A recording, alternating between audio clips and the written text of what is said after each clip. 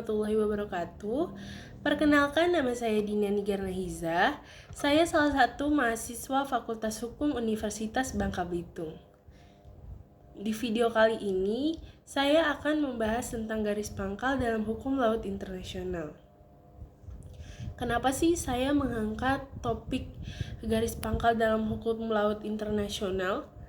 Karena ini tuh langsung berkaitan dengan batas wilayah laut suatu negara. Selain itu, saya juga akan membahas pengertian beberapa jenis negara dalam hukum laut, dasar hukumnya dalam United Nations Convention on the Law of the Sea, serta apa itu negara kepulauan. Baik, yang pertama, apa itu garis pangkal?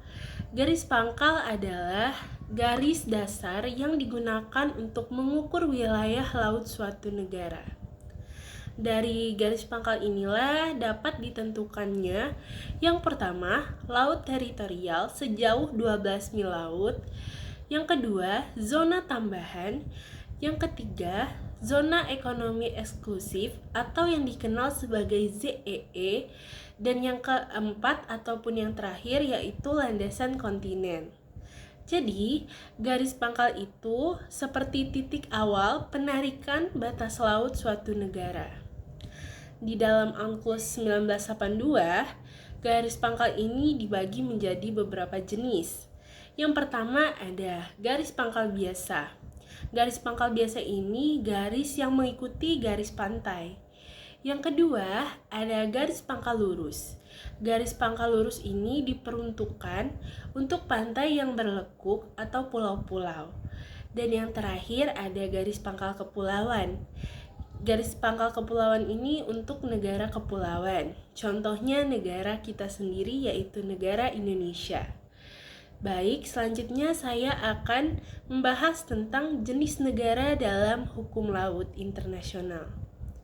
Ada beberapa jenis negara di dalam hukum laut internasional. Yang pertama ada negara pantai. Negara pantai adalah negara yang memiliki garis pantai dan berbatasan langsung dengan laut.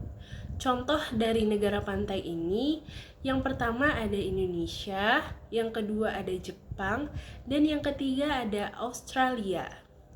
Negara pantai ini mempunyai hak. Yang pertama, hak untuk mengatur wilayah lautnya. Yang kedua, ada hak untuk mengelola sumber daya laut, sumber daya hayati maupun non-hayati. Dan yang ketiga, hak untuk menentukan batas laut berdasarkan garis pangkal. Dari ketiga tersebut, hak tersebut, negara pantai ini juga dasar hukumnya diatur di dalam UNCLOS 1982, tepatnya pada pasal 2 hingga pasal 16. Yang kedua, ada negara tidak memiliki pantai. Negara ini adalah negara yang tidak memiliki akses langsung untuk ke laut. Contohnya ada negara Nepal dan juga ada negara Laos. Walaupun negara tersebut tidak memiliki pantai, akan tetapi negara tersebut tetap mempunyai hak. Yang pertama, hak untuk mengakses laut melalui negara lain, dan yang kedua, hak untuk menggunakan jalur transit untuk melakukan perdagangan. Dasar hukumnya diatur di dalam UNCLOS 1982, tepatnya pada pasal 124 hingga 132. Dan yang terakhir ada negara secara geografis tidak beruntung. Negara ini sebenarnya mempunyai pantai, akan tetapi letaknya kurang strategis dan juga tidak memiliki sumber daya laut yang cukup. Contohnya negara dengan laut sempit atau laut tertutup. Akan tetapi negara tersebut tetap mempunyai hak. Haknya yaitu yang pertama, ikut menikmati sumber daya di wilayah tertentu, misalnya zona ekonomi eksklusif negara lain, akan tetapi harus dengan perjanjian. Dasar hukumnya diatur di dalam UNCLOS 1982, tepatnya pada pasal 70. Selanjutnya, negara dalam hukum laut internasional.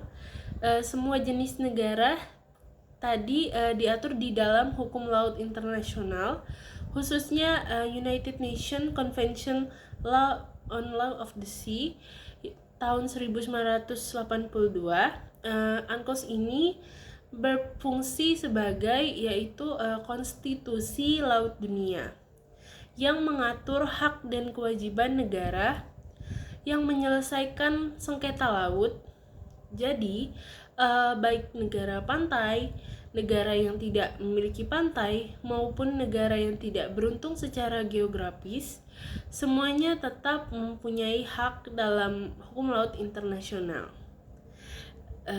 Selanjutnya, apa sih negara kepulauan atau apa itu negara kepulauan?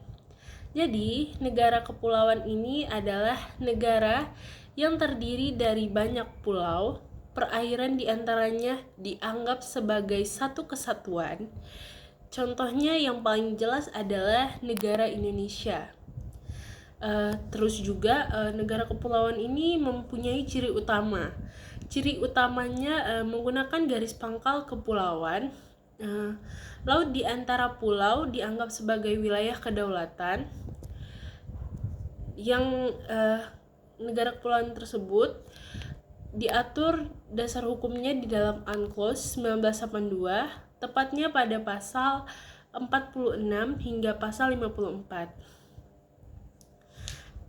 Selain itu, negara kepulauan ini sangat penting pengaturannya karena untuk menjaga keutuhan wilayah negara, dan yang kedua memberikan kontrol penuh atas perairan atau antar pulau. Tahukah kamu, Indonesia sebagai negara kepulauan memiliki kewenangan penuh menetapkan alur laut kepulauan Indonesia atau ALKI berdasarkan UNCLOS 1982. Melalui ALKI, kapal asing diperbolehkan melintas dari satu laut lepas ke laut lepas lainnya tanpa berhenti dan tanpa melakukan aktivitas di luar pelayaran normal. Selama melintas, kapal asing wajib mematuhi aturan navigasi, keselamatan pelayaran, serta larangan kegiatan militer, riset, perikanan, dan pencemaran lingkungan. Jadi, dapat disimpulkan dari video saya, garis pangkal itu adalah dasar penentuan wilayah laut, dan ada beberapa jenis negara dalam hukum laut yang semuanya itu diatur di dalam UNCLOS 1982. Terus juga negara kepulauan itu punya sistem khusus yang sangat penting, terutama bagi negara kita, yaitu negara Indonesia. Terima kasih sudah menonton, semoga penjelasan ini dapat membantu.